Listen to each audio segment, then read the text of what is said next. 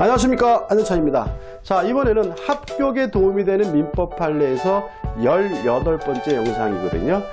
영상 제목은 이중매매의 법리예요. 자, 그러면 먼저 이중매매 법리가 뭐냐? 자, 이중매매에서 제2매수인은 선의 악의를 불문하고 소유권을 취득하는데, 만약에 아는 것을 넘어서 적극 가담하게 되면 그때는 요 이중매매가 반사회적 법률행위로서 무효이기 때문에 소유권을 취득하지 못하죠. 이걸 우리가 뭐라 그러냐면 이중매매의 법리라고 합니다. 근데 이게 이중매매만 적용되는 것이 아니라 두 가지 경우에 더 적용되는 경우가 있어요. 그래서 두 가지를 좀 정리하시고 기억해 두셔야 이중매매가 끝나게 되는데, 자, 두 가지 중에 첫 번째입니다. 자, 갑이 토지를 가지고 있어요.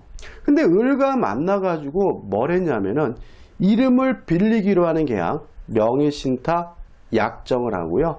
갑이 을에게 이전 등기를 해줬어요. 그럼 우리가 이 갑을 뭐라 그러냐면 명의신탁자라고 하고 을을 명의수탁자라고 하죠. 자, 물론 명의신탁 약정도 무효고 등기도 무효인 것이 원칙입니다. 근데 을이 자기 앞에 등기된 것을 기하로 병한테 팔아먹고 병한테 이전 등기를 해주면 이 병에게도 이중매매 법리가 적용이 됩니다. 따라서 병은 선, 악, 불문하고 소유권을 취득합니다. 다만 아는 것을 넘어서 적극 가담하게 되면 이제 을과 병 간의 매매가 반사회적 법률에서 무효가 되기 때문에 소유권을 취득하지 못한다는 것이 우리 판례 입장입니다.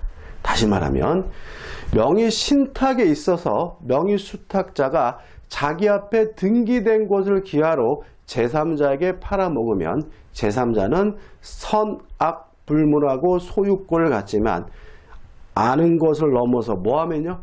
적극 가담하게 되면 반사회적 법률에 의해서 무효가 되기 때문에 소유권을 취득하지 못한다는 거 꼭 기억해 두셔야 합니다. 자, 그 다음에 이제 두 번째죠. 자, 이건 뭐냐면 점유취득시예요. 자, 토지가 있는데 갑의 명의로 등기가 되어 있거든요. 근데 을이 이 토지를 점유하고 있어요.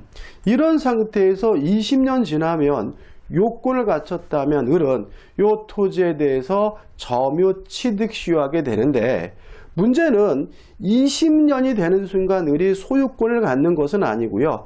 자기 앞으로 등기를 해야지만 비로소 소유권을 갖는 건데, 갑이 을에게 등기를 안 해주고요. 병과 만나서 20년이 지난 후에 매매 계약을 하고 병에게 이전 등기를 해줬다면 이 병에게도 이중매매 법리가 적용이 됩니다. 따라서 병은 선, 악, 불문하고 소유권을 취득하고요. 다만 아는 것을 넘어서 적극 가담하게 되면 갑과 병 간의 매매가 반사회적 법률에서 무효가 되기 때문에 소유권을 취득하지 못하게 됩니다. 다시 말씀드리면 취득시효가 완성된 후에 소유자가 제3자에게 팔아먹으면 그 제3자, 매수인은 선악불문하고 소유권을 갖고요. 다만 아는 것을 넘어서 적극 가담하게 되면 소유권을 취득하지 못한다는 거 꼭 기억해 두셔야 돼요. 그럼 어떻게 되느냐?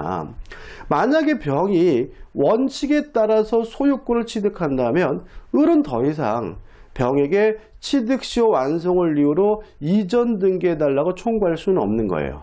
다만 병이 아는 것을 넘어서 뭐 했다면요? 적극 가담했다면 병의 등기는 뭐인 거죠?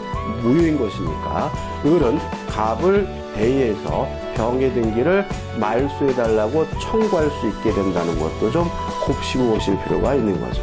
자, 이번 영상 여기까지고요. 도움이 되셨다면 구독, 좋아요 부탁드리겠습니다. 고맙습니다.